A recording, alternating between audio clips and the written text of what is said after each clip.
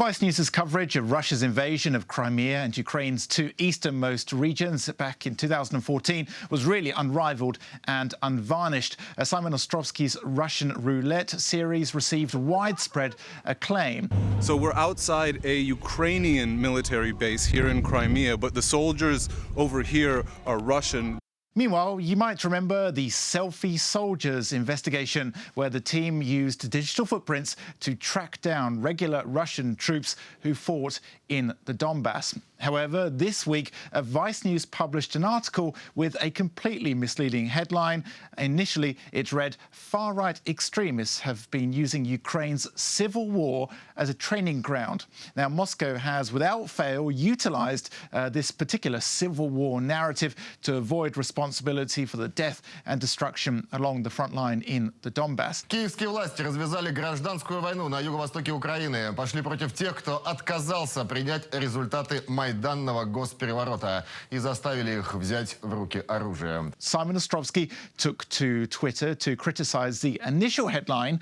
He said, "Makes me wonder why I bothered doing this excruciating investigation into the presence of Russian troops for them in 2015. He later wrote, "Good on Vice News for changing this headline." Meanwhile, Michael Carpenter, the former foreign policy advisor to former Vice President Joe Biden, described the headline as pathetic and disgusting. And Mariana Betsa, Ukraine's envoy to Estonia, also criticised the initial headline. Now, after some complaints, Vice News did change it to Ukraine's war, because in their words, the first headline mischaracterised the conflict. However, even branding it as Ukraine's war makes it sound, intentionally or not, like an internal, not transnational conflict, which Ukraine is solely obliged to resolve. So how about perhaps war in Ukraine, or even Russia's war in Ukraine? There were several other points in the article which could be seen as deceptive. For example, appearing to label all those fighting for Ukraine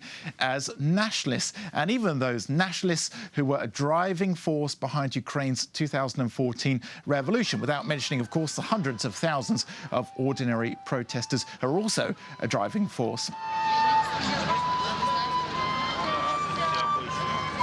Now, these are just editorial points, because the article's main focus really is on the radical fighters who go to war zones and who pose a threat when they return home. But the main question here is, how can or should Ukraine respond to such misrepresentations of Russia's war? Much of the Vice News audience probably doesn't even know about Ukraine or, in fact, Russia's war at all. So they just read the headline and they instantly get a distorted picture. The duty to inform media outlets about such misleading statements ultimately falls to Ukrainian state institutions, only through really cooperation with the private sector, rigorous monitoring of information both in Ukraine and abroad, and working with international partners on media literacy can Ukraine really effectively counter the Kremlin's messaging. After all, a lie can travel halfway around the world while the truth is still putting its shoes on.